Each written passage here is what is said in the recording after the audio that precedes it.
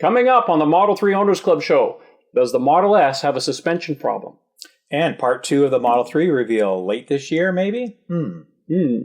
Model S gets a cheaper battery pack option. And we'll talk about the Ontario Climate Change Action Plan that's coming to effect. Yep, stay tuned.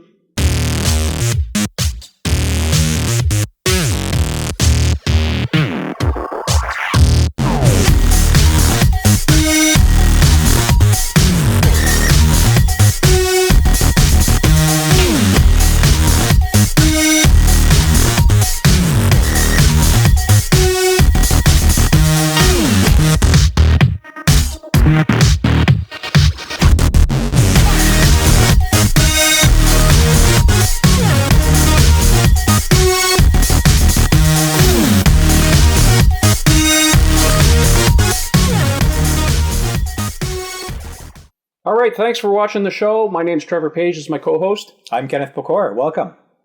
So start us off, Ken. What do we got to talk about this week? Well, we've got all kinds of things to talk about, but before we do that, I just want to profusely apologize for episode 2 for the table banging. That was all my fault. We tried something new with the microphone setup, and I tend to talk with my hands, which I'm not going to do this show. I'm going to leave them fairly tight down here.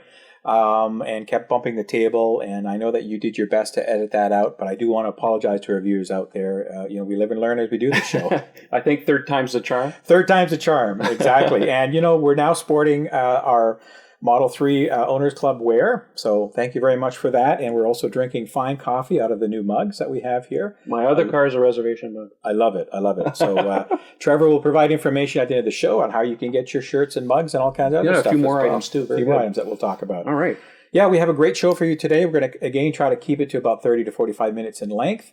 Thanks again for everybody's feedback and response as well on the show. Absolutely. It's incredible to see everybody out there from all parts of the world, I may add, not just North America. Yeah, we're getting comments from everywhere, so that's Thailand awesome. And Brazil and Europe and everywhere, so it's great. Awesome. So we're also going to talk about the M3 event, as we mentioned at the top of the show, that may be coming late this year. Yeah, Elon Musk confirmed at the D conference, the one that Kara Swisher and Walt Mossberg put on, that he's pretty much decided that the second part 2 of the reveal of the Model 3, will happen later this year. Yep. And he also said that, well, we're going to do the obvious. Well, the obvious is basically autonomy with Autopilot. So that's what they've been working on. This is kind of the goal internally with the company. So we expect to see a lot more of the fruits of their labor on that front. So that's pretty much the obvious part is what he's talking about. Now, from a time frame, do you expect this to be like a December event? Would they typically be later in the year? Are they usually centered around earnings calls prior or just after earnings calls that they do it at a quarterly basis? No.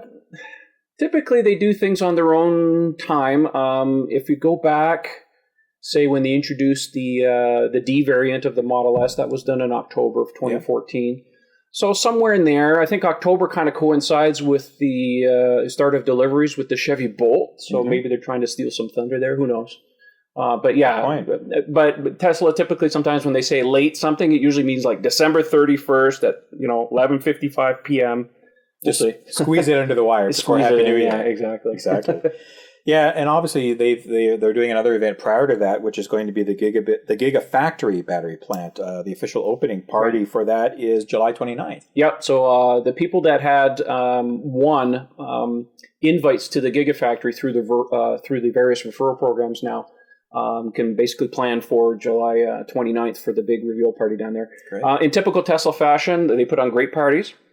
So I expect to see some big party stuff down there. I'm sure they will have a Model 3 prototype, probably a couple more that they'll be able to do test drives on, and put on a pretty good show. I think we'll be able to get some video from that eventually, either officially through channels or some other people doing periscopes and whatnot. Exactly. Now, neither Trevor or I will be lucky enough to be down at that event, but if any of you viewers out there are and want to send us some of your feedback or video, please do, and we'll put that on the show. We put it on the show, or we can put it on our website in the forum there. Sure, absolutely. Yeah, love to see that stuff. That'd be great to have. Yeah. So since we're talking about the Model 3 event and some of the news coming down hopefully later this year, there was also mention recently about the Model 3 design being finalized within the next 6 weeks, which would be about 4 weeks now. I guess it's been a couple of weeks. Somewhere in that time vicinity, yeah. Elon had mentioned in the last conference call that they were going to finalize the design in about 8 weeks. So the timing works out quite well. I should mention that the design for the Model 3 is also coinciding with the design for the tooling for the factory, because the two have to work kind of hand in hand. So once they finalize that, he's also said that they need about 9 to 10 months to build the tooling and to outfit the factory. So once this is done, they'll start, kind of getting the factory ready and moving along that way. So now some people have also said before, because Tesla has typically a history of not meeting deadlines and stuff, especially with the Model X. Right. Like I said before, the Model X is kind of was an exception to the rule because they just put too much into that car. Elon's repeated again that the Model 3 design is about simplicity. It's about manufacturability. So everything they're putting into the car is basically on a round table with everybody in the room saying, can we build this? Can we not? If we don't, we have to wait for the next car. Right. So who knows what features the car will have at the end of the day in terms of autopilot or new technology, a HUD or whatever. It may not make the first version of the car, so be prepared that we may have to wait for a couple of years to see even more stuff. Right. Now, something like HUD as an example, would that be, in your opinion, an element that they would build in from a hardware perspective and not just turn it on, or that would have to be... It's hardware and software. Everything with Tesla is hardware and software working, coinciding together. The fact that the Model 3 does not have the instrument cluster in the middle and the center screen taking center stage there, and if you compare that to, say, a Model S or a Model X that has an instrument panel, and this is where all the autopilot information is projected in front of you, that to move it to the center screen, I've been thinking about this, doesn't really make a lot of sense. So there's a lot of people have been talking about them putting a HUD into the car. It's making more sense now that they may do that. However, knowing Tesla, they'll probably take it to the next level and do augmented reality. There's an excellent article, and I'll put a link in the show notes as well as here on the screen that you can read at the... Seeking Alpha website. Now, I know a lot of people don't like Seeking Alpha because they've been typically negative about Tesla. I was just going to say, I've been getting a lot of updates from them. And a lot of negative stuff. But there's one author that I really like on there. His name is Randy Carlson, and he called last year a lot of the interesting details about Model 3. Now, in some respects, he wasn't right, but a lot of them, he actually made some good business case for it. In this case, he actually tackled the issue of a HUD and doing some augmented reality for the Model 3, and I think it makes a lot of sense. If they were to build in, because this technology has really come down in price, it has been demonstrated by other manufacturers. So it makes sense to take autopilot, because this is kind of like the tentpole feature of the Model 3, and putting it front and center in a new way will really wow things. It also works in with Elon's tweet about it looks like a spaceship. So we'll see. We'll see. I have high hopes for it, but like I said, it may not make it into the first version. So temper your enthusiasm. Yeah, because we've had a lot of feedback about, is there a HUD coming? And we're excited about that and some other features. But again, we'll have to wait and see. I mean, you're certainly correct in voicing what Elon and Tesla has said about keeping this simple, because they really want to keep this thing on track. And I'm reading from an article. They're aiming to get pencils down in 6 weeks. Their ideas for future cool things, we'll have that in version 2 or 3. So as you said, they'll hold off, and they've got a lot of good ideas, but they really want to hit that target launch date and to start getting cars to hit deliveries for late 2017. And if they do the Model X syndrome and start adding, this would be nice, let's do it this way, let's do that, feature creep. All of a sudden it comes to catch you. So, but we'll stay tuned. We'll hear more about that hopefully later this year on that. Sure, it'll be interesting. And we'll put a link on here as well for YouTube. There's a video about this announcement, an interview with Elon who talks about this. So we've got it's a really good interview. If you haven't seen it, it's really interesting. If you like space too, it's really good. Exactly. He talks a lot about SpaceX. Space. Unfortunately, the launch didn't go very good this morning. I watched it, and they had what they call a RUD, or a rapid unscheduled destruction. Or disassembly. So it launched and blew up? I didn't see it landed on the platform, but the video cut out and stuff. I think it toppled over. We'll see more video. They're not shy about releasing the video later on. So we'll exactly. This is not about SpaceX. This is about Tesla. So tying into the design being finalized as well, there's some information. Again, we'll post links for the show about Autopilot 2.0. And obviously that is something that would be incorporated into the Model 3 as it moves forward. So there's some articles that came out. You've got some pictures that you're going to flash up now and have available about the Model S test mule that's been outfitted with some weird hardware. Let's talk about that. Sure. As you can see, some of the videos or pictures that I'm putting up here, someone was out and about in California. And actually, Pennsylvania. Oh, Pennsylvania. Sorry. Yes, you're right. Yes. They were doing some supercharging, and they happened to run across a Model S with some very strange hardware in there. Now, I've had a really good close look at this, It's not strange hardware. It's just a variant of the forward-looking radar. These are made by Bosch. It has definitely the new front end of the Model S, and the strange contraption that they have up front that that looks like a camera or something like that. That's just another forward radar, and it's behind. It's in the same position where the Model X is, and with the bumper of where the Model X is. So this is nothing really fancy. Now, it could be a new version of the radar, but what's more importantly, and you can't really see it all that well in the pictures, but there's a whole bunch of cameras up in the forward-looking area of the rear view mirror. And I've been thinking a lot about Autopilot too, and it seems to, I think some people are really confusing what Tesla's doing with Autopilot compared to, say, what Google's doing or some of the other manufacturers, with the Kentucky Fried Chicken bucket on the top. For their full autonomous vehicles. Well, yeah, they're using LiDAR, and that's laser radar, basically. Very expensive. Now, there are some little pucks made by Velodyne. They're the little guys. Some manufacturers have been using those. There was another Model S shown that had them on the mirrors on the outside. That's probably Bosch doing their thing. The problem with those pucks is they're about $16,000 US each. They're pretty expensive. So I don't think Tesla really wants to go that way because you got to keep the cost down. Right. They have hired some people internally to do a lot of system on a chip design. Hired the guy from Apple who's responsible for some of those chips in the iPhones. So I think internally they're really trying to get some people that are really in the know to really get the cost down of the internal electronics that they make on the cars. But I think as far as Autopilot's really concerned, it's mostly there. I think in this case what we're going to see is more cameras, because that's really what Tesla wants to focus on, is more cameras. Matter of fact, the Model X has room on the forward-looking camera for a second camera. So I think stereoscopic cameras really going to make a big difference in conjunction with some new software. Right. So we'll find out more, but obviously with these things, it's more about cameras and seeing the world and being able to interpret those images that makes a big difference. That's a key feature. Now, for me being a newbie to the Tesla world, jumping on the reservations and getting into this, can you explain to viewers that really don't understand what Autopilot does today and what it's versus full autonomy cars that are being built? Okay, well, it's more of an augmentative system, is it not? I mean, we've seen videos of guys driving down the Autobahn sitting like this, doing 160. But the NHTSA in the U.S. categorizes 5 levels of autonomy. There's level 0, because 0 is a value. 0, 1 through 4. Okay. 0 is no autonomy whatsoever, no automatic system. So think of a car that doesn't have anti-lock brakes, no cruise control, no traction control, like nothing, like 1960s stuff. Okay. Level 1 is things like cruise control or anti-lock brakes, traction control, those things.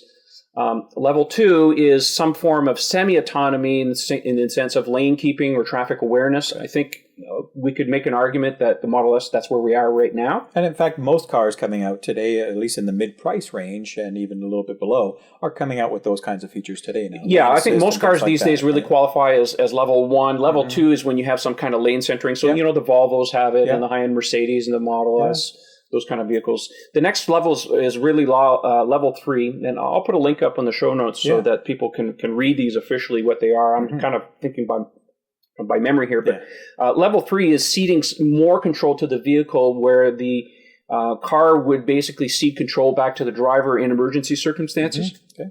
So there still has to be a driver, there's but more automatic features. So that's really going to be more the next level thing. Now, level 4, which is the last one, is essentially what they call full autonomy, which basically the car will relinquish control either on demand or in extreme circumstances. Basically, be able to type in, say, in your destination, let's say on the navigation system, I want to go here, and the car basically handles everything else.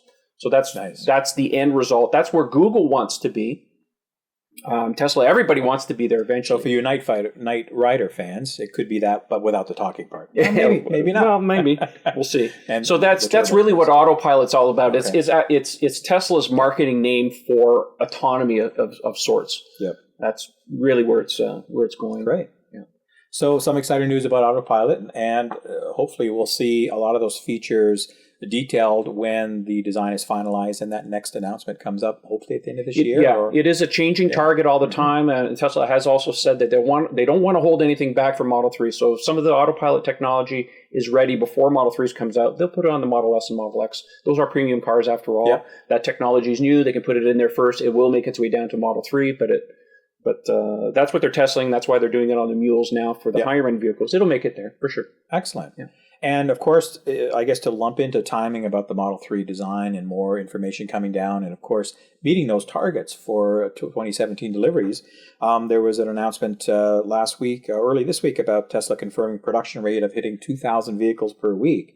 So they're now maintaining steady production of 2,000 vehicles per week, carrying that into their Q3, and that will help them hit their guidance of 80 to 90,000 deliveries of the Model S and X for this full year, and that's what they had told their shareholders and the board they're going to do. Yep. My understanding is production is about 60% Model S and 40% Model X. Okay. And it's kind of leveling out as that's a little more Model X than I thought it was going to be. They've largely sorted out a lot of the initial issues that they had because they were shipping them off the line and they were sending them to the delivery centers or the service centers where they were doing final, parts changing. But of course, that's not a very efficient way of doing it. So they've got their stuff together now at the factory. So the deliveries are a lot smoother than they used to be. So it's getting there. It's getting there. So they've got their production up, and of course their quality is always maintained at a high level. However, there's been some recent news in the last couple of weeks or a little longer about suspension issues. And I'm going to turn this over to you. You're well versed in this subject, and let's get your feedback on that. Yeah, so in case you haven't been paying attention, the media had grabbed hold of an issue with someone's suspension system on a Model S, where one of the ball joints had failed on the front steering mechanism of the car and the wheel fell off. So to make a long story short, what had happened is that Tesla had gone to this gentleman's house and picked up the vehicle. Turns out he lives on about a 2-mile stretch of dirt road in the middle of who knows where. Right. And just to augment that, because Tesla directly sells their vehicles, it's their own staff that are going. It's not a subcontracted auto dealership or repair shop that are going out to look at these That's things. right. And because of that, they get firsthand knowledge of any kind of troubles that happen with the vehicle so that they have a very quick engineering or fixing loop so they can get put back in production. So as it turns out, this gentleman has had a bit of a history with Tesla in the sense he used to maintain a website called the Tesla Death Watch. So he has a bit of an axe to grind, so to speak. Maybe a bit of a jaded opinion, so to say. Yeah, everybody's entitled to their opinion. Yeah, and that's perfectly fair. Yeah. I think at the end of the day, what had happened though is that when he took the car in for service, my understanding is that Tesla fixed the car outside of warranty and had him sign what's called a gentleman's agreement. No, what did they call it? Yeah, you have that blog response. No, hey, where is it? It's in there highlighted. It's one of those sections. Goodwill agreement. Goodwill I'm agreement. sorry. It's right there in front of me. Sorry about that. Yeah. So they had him sign a goodwill agreement stating basically that the goodwill agreement is, look, we understand you have a problem. We will fix it at our expense or at a lower cost. But don't go blabbing about it because everybody will want the same thing too. And you can't sue us if anything else goes wrong. But this gentleman took it as saying, we can't talk to the public and stuff. So he took it to NHTSA, the National Highway Transportation in the U.S., and claimed that Tesla was covering this up. Anyway, so that they were giving him a gag order, basically. Exactly, and it turns out that wasn't really the case. Now they've since amended their goodwill agreement, saying that no, you talk to anybody you want. It's just a goodwill agreement, and I've had to sign one before when I had a problem with an Apple product that we'll fix it for you, but sign this document saying that you won't blab about it so much, and it's fair. I mean, it's reasonable if they're going to do it outside of warranty. But what was interesting at the end of the day is that the suspension issue got blown completely out of proportion, and there was a blog post posted on June 9th on Tesla's website, and it's called A Grain of Salt. And if you haven't read it, I really recommend it. If you'll permit me, I will read just a very short snippets of this because it's interesting to see how Tesla will respond to some of these things because it's happened in the past. And actually, you can upload this. You can put this on the forum site as a PDF. I'll link to it on Tesla's website. So you can read it really from the official thing. Right. But I want to read a little bit here. So basically, Tesla says, first, there is no safety defect with the suspensions, either the Model S or Model X. Since we own all of our service centers, we are aware of every incident that happens with our customers' cars, and we are aware of every part that gets replaced. Skip. The car in question had over 70,000 miles on it, and its owner lived such a long dirt road that it required 2 trucks to retrieve the car. One to get the car to the highway, and another one to get it to the highway to the service center. And when we got the car, it was caked in dirt. Second, NHTSA has not opened any investigation, nor has it even started a preliminary investigation, which is the lowest form of formal investigation work that it does. Skip a little bit further. They're talking about the goodwill agreement. So when this happens, we ask some of our customers to sign a goodwill agreement. The basic point is to ensure that Tesla doesn't do a good deed only to have it used against them in court for further gain. Yeah. So that was really the agreement there. Mm-hmm. Here comes the really interesting stuff, though. Mm-hmm. Fourth, Tesla's own actions demonstrate just how rigorous we are about bringing issues to NHTSA's attention. Not only do we regularly meet NHTSA, we also have shown that we don't hesitate to conduct proactive and voluntary recalls, even when there is only a slight risk of a safety issue. Most recently, Tesla recalled third-row seats in the Model X, even though there's not a single problem reported. Before that, Tesla recalled a front seats belt tensioner, and we mentioned that in one of the other shows too, yes. Even though not a single injury had occurred. In both of these situations, and before them, Tesla took these actions before anyone reported a concern to NHTSA. So we did them on our own because it was the right thing to do. Yep. Okay, here's the really good part in the meat, and this has Elon Musk written all over it. Mm-hmm. Have you read this? I did. Go ahead. Okay, yeah. Get this. Finally, it's worth noting that the blogger who fabricated this issue, which then caused negative and incorrect news to be written about Tesla by reputable institutions, is Edward Niedermeyer. This is the same gentle soul who previously wrote a blog titled Tesla Death Watch, which starting on May 19th, 2008, was counting the days until Tesla's death. It's now been 2,944 days. We just checked our pulse, and much to his chagrin, appear to be alive. It is probably wise to take Mr. Niedermeyer's words with a small grain of salt. Mm-hmm. We don't know if Mr. Niedermeyer's motivation is simply to set a world record for axe grinding, or whether he or his associates have something financial to gain by negatively affecting Tesla's stock price. But it's important to highlight that there are several $1 billion in short sales bet against Tesla. Right. This means that there's a strong financial incentive to greatly amplify minor issues and to create false issues from whole cloth. Yeah, it's a very active stock, so absolutely, yeah. Wow. Mm-hmm. Talk about calling a kettle black. Exactly. Well, wow. I mean, so that's their response, folks. I mean, Tesla is not your ordinary car company like others. They take everything very seriously, and because they're in a direct model role as far as sales and development and production and everything goes, and directly interfacing with the consumers, they take actions very seriously. You know, you mentioned some of the preemptive recalls, I guess, that they've done, because they've had a couple of concerns that did not relate to any injuries, but that's the kind of company they are. So, I mean, nobody's perfect, but obviously from what you read there and some of the other news that we've seen, and I just came across another article yesterday that just stressed that NHTSA has not opened anything. In fact, they've closed their investigation. Yeah. So Elon has since confirmed via tweets that they wash their hands of it. It's not our issue. And he's actually since reported, and I don't have the tweet in front of me, but I think he said there was only 40 reports of suspension issues, and 37 of them were wrong VIN numbers or fabricated VIN numbers. Right. Exactly. So, out of 120,000 cars on the road, 40. I don't think it's much of an issue. It's just because it has the word Tesla on it, and everybody's blowing it out of proportion. So I mean, relating as an average consumer like I am, that's not really into the Tesla world yet, because I'm jumping into this new with a reservation. It just gives me a little bit sense of calmness and assurance that the car that I'm going to be buying or taking delivery of in a couple of years is going to be a high quality car, is going to be manufactured at the highest quality they can, and that there's a company that will stand behind their car 100+%. Yeah, any current owners will tell you that they really do stand behind their product. I mean, there might be a little bit overloaded right now with service issues and so on and so forth, but they do bend over backwards largely for people. So it's not something I'm really worried about.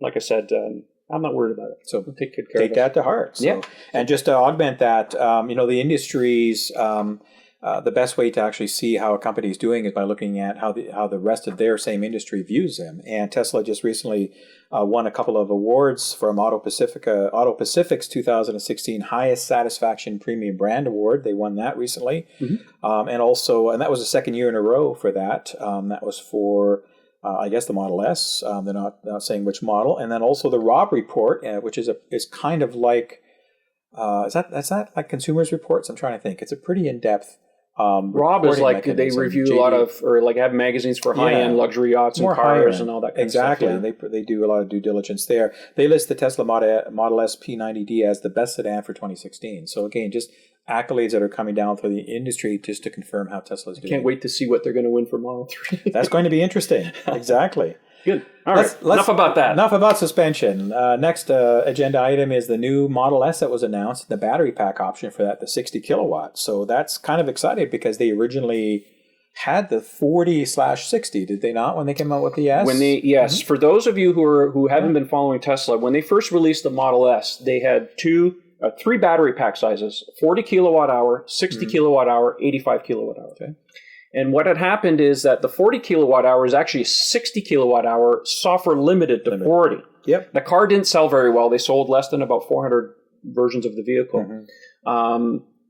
And then, of course, over the years, they've tweaked the battery packs. Now we're at 90 kilowatt hour, and for a short while earlier this year, they introduced a 70 kilowatt hour, and then they bumped it to 75. Okay. And now they've introduced the 60 again. So now the official battery packs are 60, 75, and 90. Okay. And what's interesting is that the 60 kilowatt hour battery pack is a 75 kilowatt hour battery pack that's been software limited to 60. So you're paying for 60, but if you want to upgrade later on for the extra 20% extra range or so, you can upgrade later on to 75 kilowatt hour. So what does this mean? Because some people have been asking, well, what happens? How do you charge it? Like what's the maximum? Yeah. What's interesting about this is that with the 60 kilowatt hour battery pack, because it's actually really a 75, is that you can charge the battery to 100% all the time. Because it will charge it, software limit it to 60, but now you can go to 100% all the time. Rather, with other battery packs, typically you want to charge it to 85 or 90, somewhere in there for longevity. But now because the 60 is just artificially shifted up the scale, you can charge it to 100% all the time. Okay. So that's, and the net effect is that it reduces the cost of the vehicle a little bit. Supercharging also is included in this vehicle too, so it's not an extra charge. So I think if you really look at it, what they're doing with this is that they're giving us an interim vehicle for people that might have been sitting on the fence for maybe waiting for a Model 3. They're thinking, well, I was going to spend maybe about 60 grand on a Model 3. Maybe and then, of course, now we have a vehicle that's, 66,000 US that maybe they'll be able to jump onto it. So I've seen a few members on our forum and some other places that have decided to either buy a Model S right now and take advantage of this, either keep the reservation for Model 3 or cancel their Model 3. So it seemed to having some effect for some fence sitters and stuff. Okay. Unfortunately for us, it doesn't help us much because of the exchange rate. It's still an $83,000 car. Exactly. So, welcome to Canada. Yeah. And that option, as you mentioned, is a charged option, which this article is quoting $9,000. I guess that's a U.S. number. Yes, so of course. Something around 12, I guess, probably, or something Canadian. Yeah, I haven't looked at the number. Jump? I don't have the website in front of me. But and the 60 kilowatt gives you about 210 miles EPA range. So it's about the same base rate as what they quoted for a Model 3. Yeah. And then the 75 would give you, 300, I guess, miles, something like that? Oh, no. The 75 is more like 230 or 240 miles. Oh, not a big boost then, really. No. The one that's just under 300 is a 90D. Okay. Yeah. Okay. So there you go. And why that's relevant from a Model 3 perspective, do we think this might be the same battery pack that might go into a Model 3? Absolutely not. Absolutely not. Why do you think that? Well, Elon's also confirmed that and I had said this many times publicly, that as far back as 2013, they'd been talking about the cell size on the Model 3 being improved with not only new chemistry, but also a new physical size. Now, it's not much bigger. This is an 18650 battery cell. This is what's found in the Model S. We've talked about this many times. I've talked about it too. The new battery cell format is called a 2070. So it's 20 millimeters and 70 millimeters tall. Okay. So that represents about, it's a 10% bigger in both directions. So it yields about a 30%, 33% increase in volume. Wow.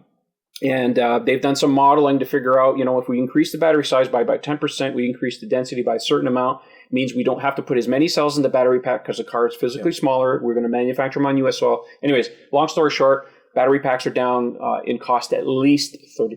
Now, they've been talking publicly for many years, and Elon said, if we can't get 30% cost savings on these batteries, I should be fired. So that's the minimum goal is 30%. So the answer is no. It's not the same battery pack in the Model 3. It's a new battery pack. It's going to be different, organized inside. We haven't seen it. We won't see them until somebody crashes one. We rip the battery apart, or they reveal it at some point. But again, that's to help keep the cost down to get that Model 3 into that market that they want to get it into. That's right. So now some people have also asked on the forum, will they retrofit? excuse me, a Model S or excuse me, a Model S or a Model X battery pack with the newer cell size.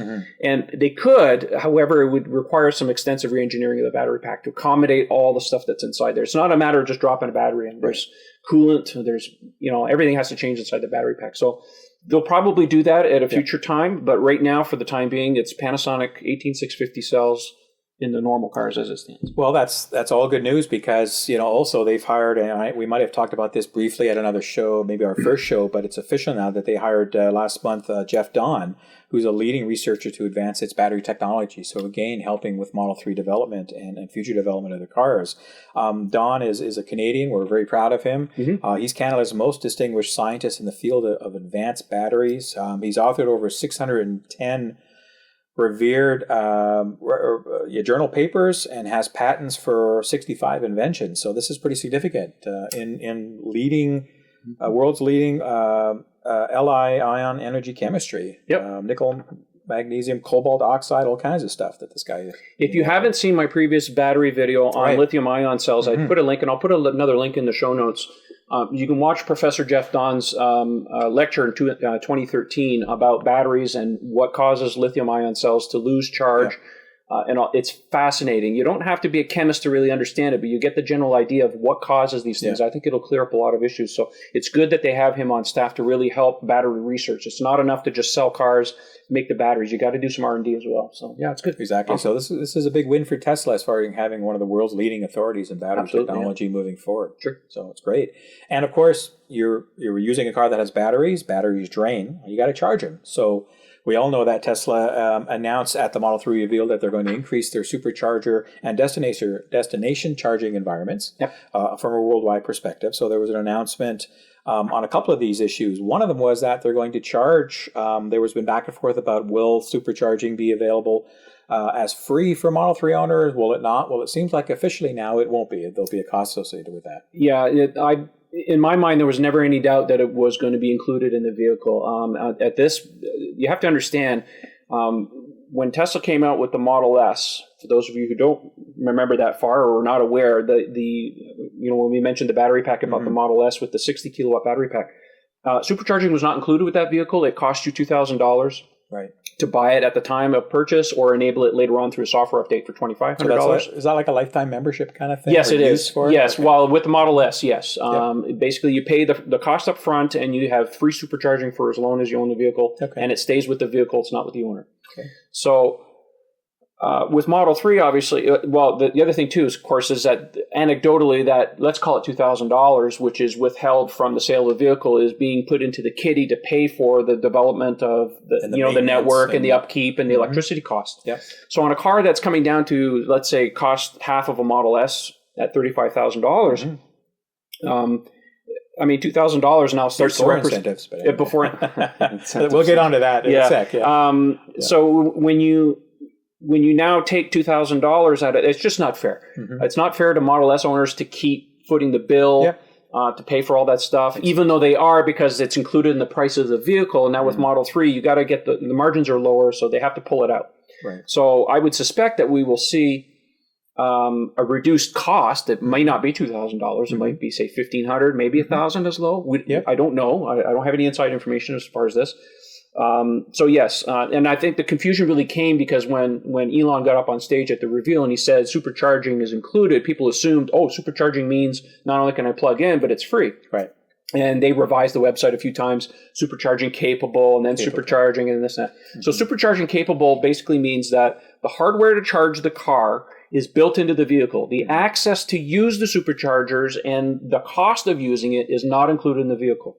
What we don't know at this point is whether they're going to do a fee-based service, meaning that every time you plug it in, even though it's reported to Tesla who you are and what you're plugging into is known by the company, whether they will charge a per click or it'll be a one-time cost. I am more in the camp of being more like what Tesla's traditionally done is an upfront cost at the time of purchase or a software update, and it's paid for and it's done, and you never have to worry about it again. That's my personal opinion. Other people have different opinions. Either way, it'll be good. It just keeps the cost of the vehicle down because not everybody needs to do road trips all the time. Correct, yeah. But at least it's there if you need it. So even if you don't buy it with the vehicle to keep the cost down, if you need to do that occasional road trip, you either do, a one-time fee and it's activated, or maybe they'll do some kind of fee-based thing, like I said. Pay as you go. Pay as you go, or or a combination of. Maybe give you the option to do both. Maybe get a membership. So you've hit all the nails on the head on that article, and certainly they're saying it's going to be cheap. So I think your assumption of less than $2,500 to $2,000 is probably correct. Well, my only assumption with that is because it's a mass market vehicle, that the options cost cannot be the same as a Model S because that's a premium vehicle. They need the money to pay for this and that and the other thing. Correct. So, but you can't bring in a $35,000 car and say, oh, you want all-wheel drive, that's $5,000. I mean, it just doesn't make economic sense. The parts are going to be cheaper because they're going to be made in much bigger.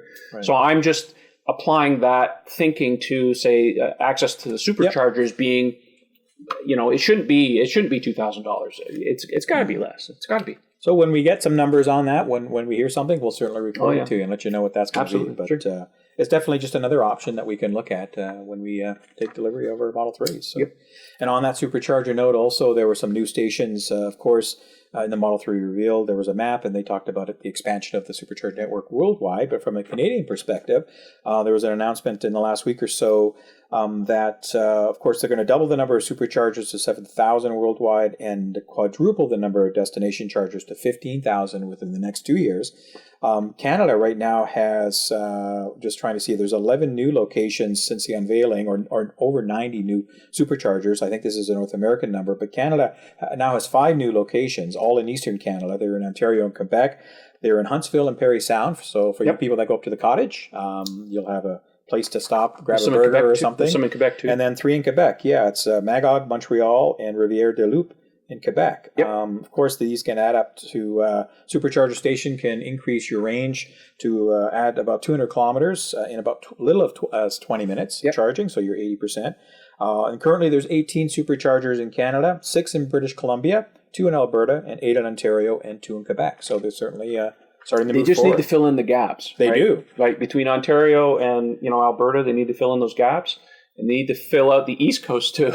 Exactly. I have family in the East Coast, so we need to go out there. I would love to do a coast-to-coast drive in an EV. Oh, it's certainly possible now. It's just in Canada you have to dip into the U.S. in a couple of spots. Exactly. But it'll play out in time. So good news from that perspective, and of course not to take away from other things that are happening around the world. Europe, there was an announcement about the Fast E project that started to launch in Europe. These are 241 multi-standard fast chargers. In Germany and 37 in Belgium. So these are countries that are starting to take the lead in increasing the number of chargers that are out there. The Fast D are a combination, I'm just trying to read this, they're a combination of 50 kilowatt DC CHAdeMO and CCS combos, supplemented by a 43 kilowatt AC Type 2. I guess for all the different vehicles that are out there that can have access to electric charging, they will be able to satisfy those needs. It's spreading like wildfire. We're seeing more and more of this stuff. I should also mention, too, that looks like Germany looks like they're going to pass a law that all cars must be EVs by 2030. Absolutely. They're moving forward with this stuff. Norway's considering 2025. Yeah, and then bans of cars in downtown cores and things like that, of ICE cars. It's happening. It's happening. The revolution's happening, my friends. So obviously we're seeing governments and both at a state, countrywide, federal level, and into municipalities take action from an EV perspective on promoting charging stations, promoting EV ownership. But we do want to mention here in Ontario, it's nice to see Ontario taking the lead in something. Usually it's always British Columbia here in Canada, who's probably our version of Washington State here in Canada, where it's very green-oriented. Washington and Oregon up in the U.S., which are leaders in California in green technology. But Ontario, the government came out in the last couple of weeks with a climate change action plan. And part of that is a number of things regarding EVs. They want to raise the number of electric vehicles on the road in Ontario to increase sales at least to 12% in the next 9 years. And they're going to put $285 million of cash towards these incentives over the next 9 years. Right now, the current maximum, if you're not familiar in Ontario, is up to $14,000. And so this means that you can either get that. Some dealerships, like some Nissan dealerships, will take that off the selling price, and they'll get the rebate back from the government for them, and they'll give you it up front. Or you buy your car, you fill out the paperwork, you send it in, you get a check in 6 to 8, 10 weeks, whatever the case is. Yeah. And it could be up to $14,000, so it's pretty substantial. Right. They lowered it for some of the higher end cars, like the Teslas, S's, and things, and increased it for the below 60K or something like that, I think was a threshold. The cap is 75,000, at which point it's 75,000 base up to 150,000 only qualifies for $3,000. Anything below that is up to 14,000, and it's based on MSRP of the vehicle, cannot exceed 30% of the MSRP of the vehicle, size of the battery, how many seats it has, and a few little things. We did talk about this in another show, but I think what's more exciting as well, on top of the incentives that Ontario is looking to do with those instant rebates or mail-in rebates, and of course $1,000 for charging infrastructure for home charging, is they're looking to get rid of the HST portion on the provincial side of the sales tax for EV purchases, which could be significant money. No charge for overnight charging of EVs, so I guess they're going to set up some sort of network that you can go and charge overnight for no charge. Actually, it's residential. So basically, you'll register with your power utility or whatever, and you tell them you have an electric vehicle. You have to give them proof. Yep. And then your charging amount that you use for, I forget how many years it is, whatever, it's 3 years? 3 years or 4 years? Doesn't say on this one. Oh, I forget. But we can look it up. Will essentially be free. So you can charge your vehicle at home for zero cost. And that's sweet because we already have, different rates for hydro today for electricity. And a lot of people will run dishwashers, washing machines after dinner hours and on the weekends and run things overnight as well because you get that lower rate period. So to have it for free is even better. Yeah, absolutely. Why not charge it every night? I should mention about the tax situation, though, because there was originally a talk about the Premier was looking at getting the provincial portion of the HST, which is, 8%? They're talking about, they're also negotiating with Ottawa to eliminate the 13% HST. Yeah, eliminating the tax completely. Originally, it was just the provincial portion of the HST. Which I'm not You'd still have to pay the 5%. 6% or 5%. You'd still have to pay 5% GST, so whatever the difference is. My math is not bad right now. Yeah. It's really bad right now. But now they're negotiating to eliminate the tax completely on the vehicle. So that's, wow. That could be big on a $40,000 car, taking away 13% that we have to pay today. It's a big number. So, the whole idea with these incentives, and it should be mentioned because I know we're going to get comments on this and stuff. We're not trying to make this into a political thing at all. We're not. The whole idea with incentives, and I try to repeat this as much as possible, the idea with incentives is not to, here's free cash for you to buy a car or whatever. That's not what it's about, and take it out of somebody's pocket. The whole idea is to change people's behavior, which is that if I can look at an electric vehicle and I compare it to a gasoline car, but the incentives are such that I will choose the electric vehicle over the gasoline car, then it's done its job. Eventually, incentives, rebates are going to go away because once the cost parity of the vehicles, EVs, come down to the same parity, then the incentives are not needed anymore. People will just make the educated choice at that point. There will be more vehicles on the market to choose from. It won't just be Tesla. It'll be everybody. 5 years, call it whatever.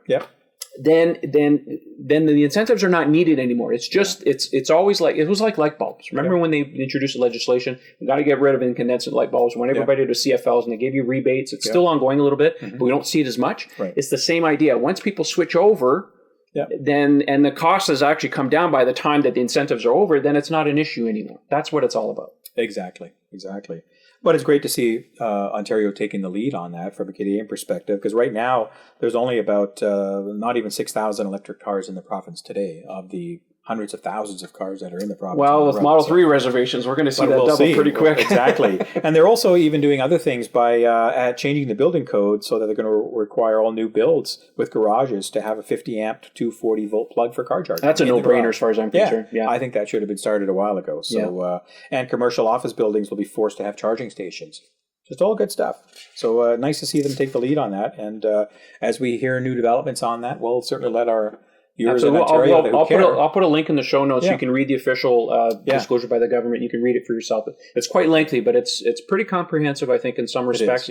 Other respects, we'll see. Yeah, like getting everybody off of natural gas on electricity. I don't know about that, but anyway. Got to start somewhere. Good luck with that. And last on our agenda before we get to our mailbag is there was a gentleman by the name, well, he goes by Humster 3D. And you'll put the link on the show here on the back. But he's created this 3D video of the Model 3. And it's stunning 3D shots that he's rendered in really nice detail. It's almost like you've taken a photo of the car and you're looking at it and be able to really not only do 360-degree viewing, but zoom in, zoom out of these images. So, and it's smooth, it's really nice, flowing. I had a quick look at it. It looks sharp. Yeah, it's pretty neat what people can do now. Yeah. That ties into something else I'll talk about in a few minutes. But yeah, absolutely. Cool. So we'll have a link here, and you can go check that out. Absolutely. And I don't know if it lets you change colors and stuff like that. Maybe see. Well, there's that other website. I'll put a link to it too down here, where you can actually. They based it on like a model, like the Model S configurator, where you can pick your color in the interior and stuff. It's kind of fun. It's not official. No, it's not official, but it's fun to play with to give you an idea of what you could do. That'd be cool. Cool. Photoshop's a great tool. It is. Well, now we're going to start a new segment, which is what we call our mailbag Q&A segment. So we thank everybody for not only posting comments on the YouTube site, which we saw a lot of them, and again, a lot of comments about my bumping, which hopefully I'm not doing in this show. I'm keeping very still. So far, so good, I think. Yeah. So far, so good. But also, questions about topics that we might want to ask, and there's a couple that we've got. We should mention the email address first. Yeah, go ahead. It's podcast at model3ownersclub.com. So send your questions to that so that we can read them on the air. We'll try to get to as many of them as possible in each show. Yeah. Some will just respond via email if we don't put it on the show. And take no offense. If we don't put it on the air, don't take offense to that. It's just sometimes we get overwhelmed with things. We have day jobs and all the other stuff. So we'll try and pick the ones that everybody will benefit from. If you have a YouTube comment, put that up there. But if you want something to be read on the show, please send it to podcast at model3ownersclub.com. So email's going to be better because there's a lot of comments on YouTube and we may miss stuff. We can't filter all of that through. So we appreciate that. Sure. But we did have a question about batteries, and maybe you can address that. Sure. So this we kind of talked about it a little bit. Yeah, so this question comes from Steve, and he says, thanks for the nice effort. Now, somebody please, for the love of goodness, give me a rational explanation of why they use those teeny tiny battery cells all strung together. Okay, so what's the deal here? The quick answer, yeah. Yeah, so you've done a lot of videos on this. So the quick answer to this is, you have to remember, when Tesla started in 2003, the car that the original founders had seen was made by a company called AC Propulsion, and it was called the T0. And that company had built battery packs out of lithium-ion cells using the laptop format that was popular at the time. 18650 is the format. Now, laptops these days don't really use these unless they're really, really cheap laptops. Like the Apples and all the other stuff use lithium polymer cells. They're square, they're flat. They can be shaped in a lot of different things to fit internal spaces. So it's not a popular format anymore. But at the time, this is what they used. Now, over time, Tesla has changed the internal structure of these batteries and the chemistry for automotive use. So even though I say it's a laptop battery, it's not really a laptop battery. It just happens to be the cell form factor that they chose a long time ago, and they've built their battery management system and their cooling system around the cylindrical format. It works very well for them, and they're going to continue to use the cylindrical format for the foreseeable future. Other manufacturers may jump on board. I've seen that maybe Faraday Future and I think the Porsche Mission E may adopt this, but I don't know for sure. But other manufacturers are using, the prismatic cells, which are the flat battery packs, little pouches, and so on and so forth. So, anyways, it's just a personal choice. It's a historical thing for them. They've put a lot of R&D into the cooling. That's what they choose. That's all it is. But like I said, it's not a laptop battery. It's specifically designed for automotive use. If you care, I'll put a link to Tesla's patents. You can read them because they are free to read for everybody. If you want to see what they've done inside these batteries, maybe to do and read a bunch of patents, go for it. Put that link there. I do. But I guess the simple fact to answer your question, Steve, is that it works, and it works very effectively because they are one of the leaders in automotive battery technologies. They have the most advanced battery technology for automotive use, and there's a reason behind it because that's what they started with. And you mentioned that their cooling and their thermal management is higher than everybody else is out there today. Yeah, from that perspective. So, you got one too, Ken? Yeah, I got one other mail question. And we kind of talked a little bit about this when we were talking about the Model S earlier. But Roll S asks, can you talk about the pros and cons of waiting for the Model 3 supposedly at $35,000 versus buying the Model S 60 kilowatt at about $66,000 US delivered? What does a buyer get for the extra $20,000 to $30,000? It's a great question. So beyond the range, well, not even really the range per se. They're I think not it's equal. Other the physical size of the car, you get a little bit bigger vehicle. Yeah, for sure. Yes, Model S is known to have quite a bit of capacity compared to what we've seen so far about the Model 3. I think the other thing, too, to keep in mind is that, I mean, there's quite a bit of a delta between $35,000 and, say, $66,000. So if you were to take a Model 3 and really equip it, you could probably get close to $66,000. We don't know because we don't know what the options 60 are. maybe, somewhere in there. But Model S at $66,000, that's before you've done anything on the vehicle. So, you could easily bump up those numbers. Now, if you're just looking for a base vehicle, there's some savings. Maybe you don't want to wait. My personal opinion, though, is Model 3 in a lot of ways will actually be a better car because it'll have better battery technology. It will have more advanced construction methods, simplified construction methods. Just because the car is $35,000 doesn't mean that they have to cut everything in half in order to get there in terms of quality and amenities in the vehicle. Yes. You can say a BMW 7 Series is $100,000. You can buy a BMW 3 Series, but to put them side by side and look inside the interior, there's some differences and stuff. But it's still a very, very good car for that kind of money. Absolutely. So, like I said, Tesla, in my mind, is not about cutting quality just for the sake of cutting quality. It's about cost savings where it makes sense. Largely, in this case, it's really the battery pack. It's not so much the rest of the vehicle. Right. It's in the battery pack. So I think the car's going to be full of technology. It's going to be some really nice features in it. It'll have a decent interior. I'm sure they'll do a better interior than, say, the Model S has been, because the Model S will probably get updated with a better interior eventually. Already, the Model X already has a better interior. So I mean, it's just one of the things. Just because the car has to cost this much doesn't mean that you're going to strip it down to the bare bones. I don't think so. They've actually said many times that even if you buy the base vehicle, it would be an exceptional vehicle. So for the fence sitters, sure, if you don't want to wait, you can get one now. But more power to you. I'm going to wait, that's for sure. I'm going to keep well, waiting, I can't. So. 83,000 is a bit of a chunk to swallow, so I'm going to wait too. I'm going to wait for my $35,000 to $40,000 before incentives car, and then max out those incentives and see what we can do. Well, that's all we have for the mailbag for today. We do thank you for your questions, and again, continue to send them in. Email is the best route. You wanted to add if anybody's interested, see, Ken and I are wearing our shirts that we sell on the Model 3 Owners Club shop. It's shop.model3ownersclub.com. We have a variety of different T-shirts that are made, colors and sizes. We have some mugs like we showed here originally. But I also have a friend of mine who approached me who does 3D printing, and he has made a few samples here for us. You want to look at one there, Ken? Yeah, let me grab one too. These are made by a friend of mine, and he modeled these vehicles from scratch using pictures and stuff. They're really well detailed, and they're put on this little pedestal, which is quite nice. It has a Tesla T logo on the bottom. I don't know if you can see that on the camera and stuff. But anyways, it's made a variety of different colors. These are available for sale on the website. Now, they're very limited. They take about 9 hours to 10 hours to print, so it takes a while. We can't make a lot of these things. But if you're interested in owning a neat conversation piece, they're not terribly heavy, but they are good for paperweight if you want. For light paperweight, they're pretty good. They're available. They're $35 US to buy, plus shipping. And we make them on demand. So like I said, it takes anywhere from a week or two to really process and get it all together and ship them. But if you're interested, just visit the website. They're out there. And you can check those out. They're doing a really conversation piece. People like them. Pretty cool stuff. Well, that's it for our show for today. I think we're around the same rate. If you want to follow us on Twitter, it's at Model 3 Owners. Our website is model3ownersclub.com. And don't forget to subscribe to our YouTube channel. Please. So, that's it for the show. Good. Episode 3 is over, folks. So keep it posted for the next one. Thanks for watching. Take care and have a great afternoon. Bye-bye.